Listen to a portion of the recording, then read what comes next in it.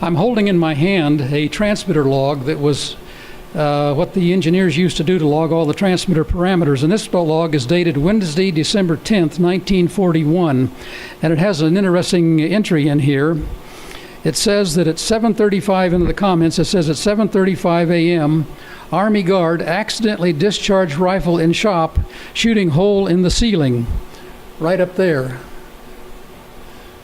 Of course, the ceiling's been repaired and you can't see it anymore, but that's the official entry here in the log.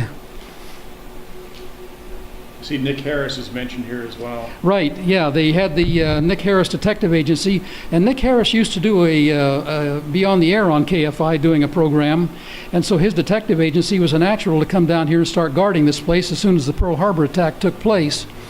And then there's another entry here where it says... the U.S. Army took over guard duty December 10th from Nick Harris. Yeah, Nick Harris didn't do it anymore. The Army took it over. They were Army guards that were stationed in San Pedro.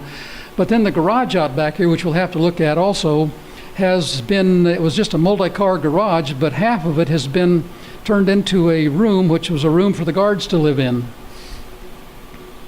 We should note that back in 1941 there was no television, and KFI with its large coverage was a very important source of information during World War II, and especially when Pearl Harbor was attacked in 1941.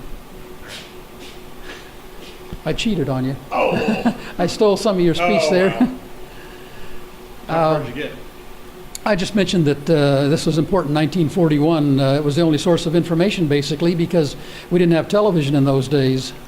Oh, I was going to say something different. I was going to say that if Japanese airplanes or submarines had actually been coming to the West Coast, they could have used KFI for radio direction finding.